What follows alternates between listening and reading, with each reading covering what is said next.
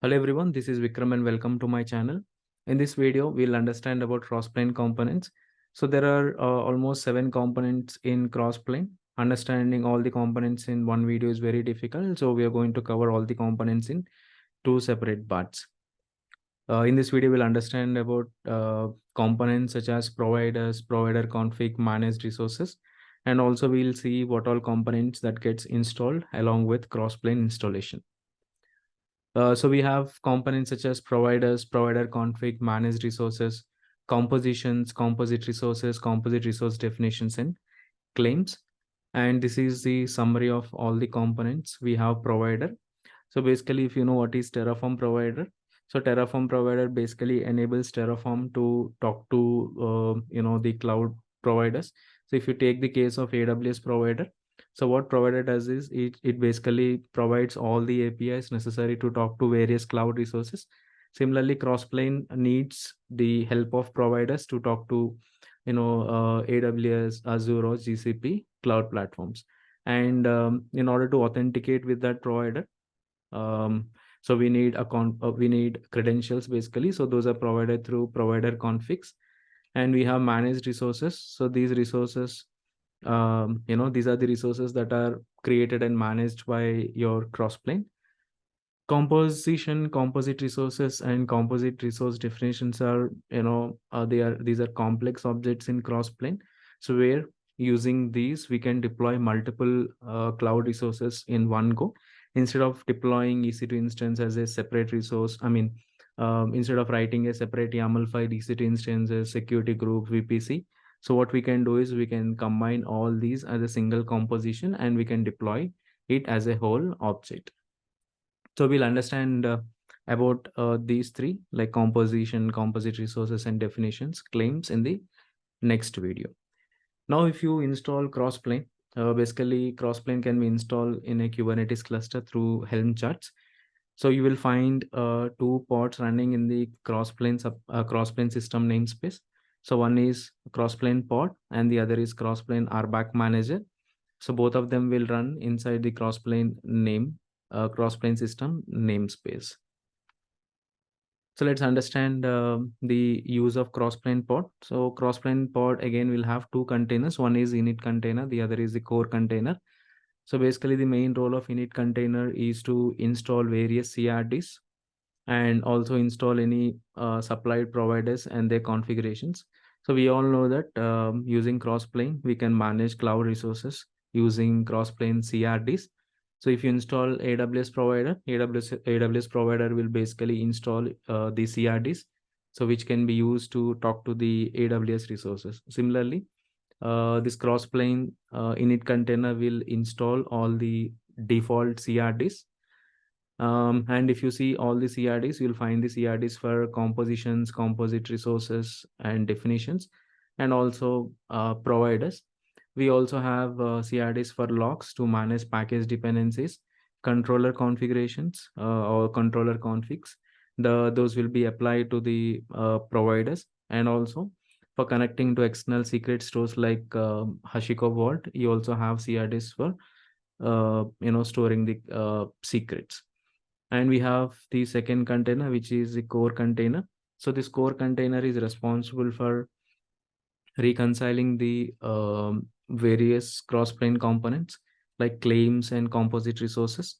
So this only will reconcile the Crossplane components. But let's say you have created an EC2 instance, and that EC2 instance basically will be managed by a controller. So that controller is your AWS provider controller. So whenever you install any provider, so that provider itself will run as a controller, and that controller is responsible for reconciling the state of the resources that are managed by that particular controller.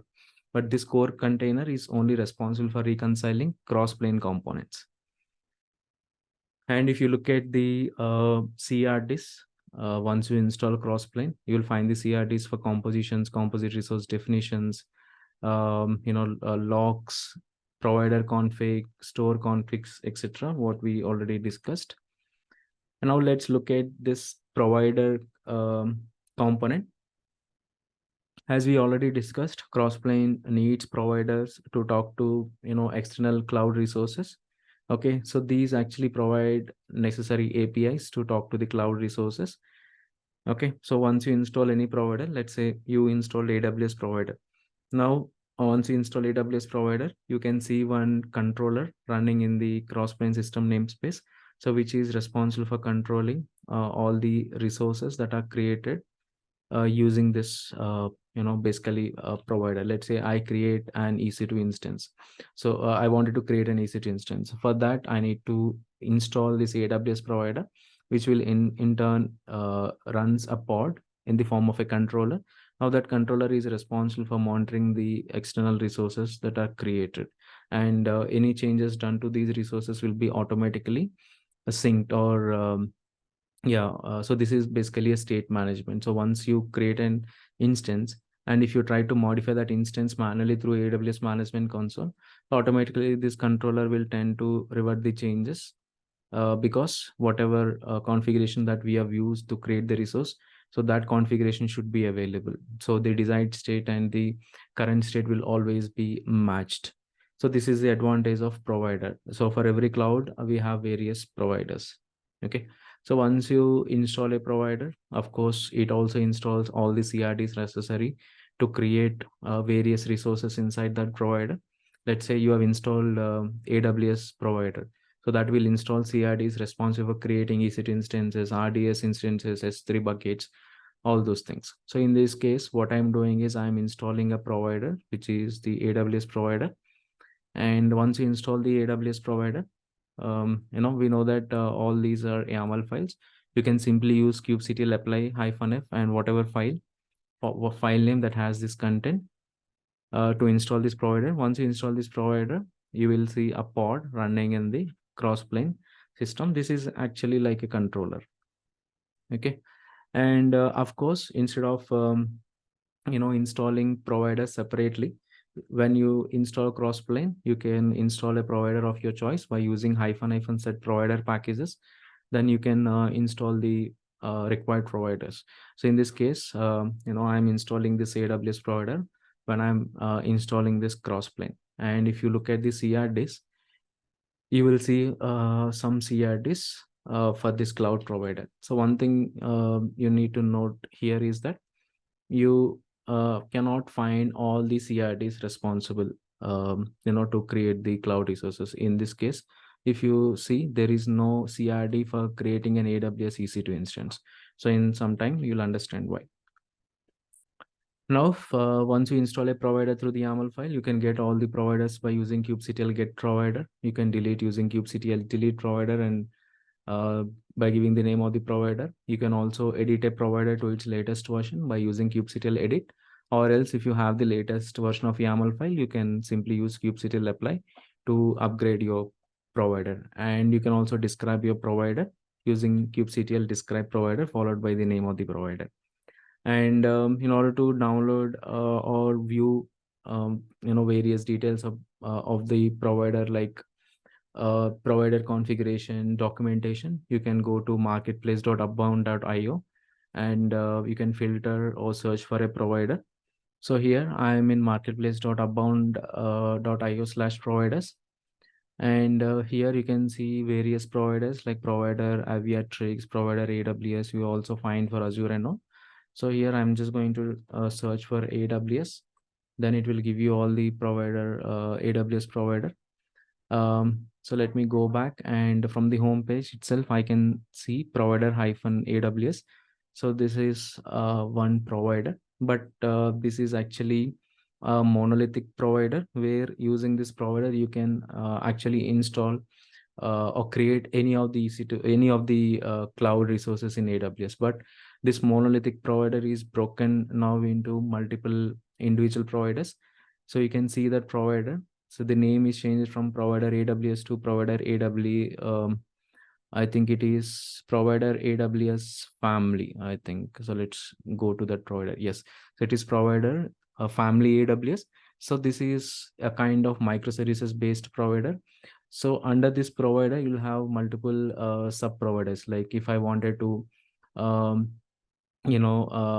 just create S3 buckets. Then there is a separate provider. If you search for S3, then this is provider AWS S3. So this provider is responsible for creating and managing S3 resources. Similarly, if I use EC2, search for EC2, it is provider AWS EC2. So then what is the difference? Like, what will happen if I simply download this, simply use this family AWS? And what will happen if I simply use this provider AWS EC2? Let's understand this. Okay, so if you simply use provider AWS, it will not create all the CIDs for your cloud resources. So basically, this is treated as a foundational AWS provider for Crossplane, so which will only create and manage a few AWS resources like S3, RDS, IAM, and more. So this is you can take it as a functional AWS provider, so which is only responsible for creating fewer resources. But if you want to create resources specifically like AWS EC2 instances or S3 buckets, so we have individual providers. So here we have provider AWS EC2, which is very specific to creating and managing EC2 instances in AWS using Crossplane. But depending upon your use case, you can choose one or both. But if you primarily interested in managing EC2 instances, so this is the provider you should use. Now, the other Crossplane component is ProviderConfig. So why ProviderConfig is required is, let's say you wanted to talk to AWS cloud, but simply using AWS provider will not give you the permissions to create or manage AWS resources. For this, you need to have proper credentials. That means AWS provider should be given proper credentials to talk to AWS account on your behalf. So this is what provider configs will do. So provider configs will store your credentials required to authenticate to the AWS cloud. So how do you create this provider config is, first you need to have an IAM user with programmatic access. So once you have an IAM user in AWS with programmatic access, you'll basically have two keys. One is the access key ID, the other is the secret access key. So you need to create a file like this. So default, and you need to input your access key and secret access key. You can use any file name, that's up to you. Then you need to create a Kubernetes secret, that will have your credentials. Now, once you have the credentials, you need to create a provider config CRD, giving you by giving the name of the secret that has your AWS credentials. Now we will use this provider config in our resources. So once we create a resource, once we try to create a resource, basically the provider will refer to this provider config to authenticate with the cloud provider. So you can also use kubectl get provider config to see all the provider configs that you have created. Now the other component is managed resource. So managed resource is anything that Crossplane creates and manages outside the Kubernetes cluster. Let's say I wanted to create an S3 bucket. So S3 bucket, when I write a YAML file, so and apply that YAML file in the cluster, that becomes a managed resource or MR within the Kubernetes cluster. But the same object in the external provider is called as an external resource. Okay, so the S3 object that we create inside the cluster, it's called managed resource. The same object externally, it is called as an external resource, right? So this is a simple YAML file that will create an S3 bucket. So this for provider is for the provider configuration. So reason, and if you see here, the provider config, the name is default because we have created this provider config with the name default. So when we try to create this S3 bucket in the AWS, you can see here the API version kind bucket. So the provider config ref, so which will have the credentials to authenticate to the AWS cloud. Now once you apply this resource, a bucket with this particular name will be created in the US East 2 region. Okay. So not US East 2 region because S3 is a global service basically. Okay, so now if you want to get all the buckets, you can just do kubectl get bucket to see the bucket resources that are created. So these are managed resources. Okay, and we also talked about this reconciliation mechanism, where if there is any change in the external resource that are managed through Crossplane, automatically Crossplane controllers will try to sync the state. That means they will do state enforcement.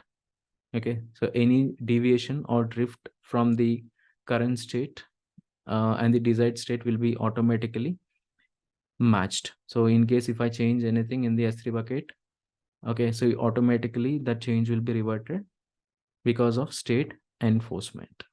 And also managed resources are cluster scoped, which means any resource that you created, so these are available throughout the cluster. Okay, so if you want to list the bucket, you don't have to use the namespace because all these are cluster level resources. So that's it for this video. In the next video, we'll talk about the other parts of Crossplane components. Thank you.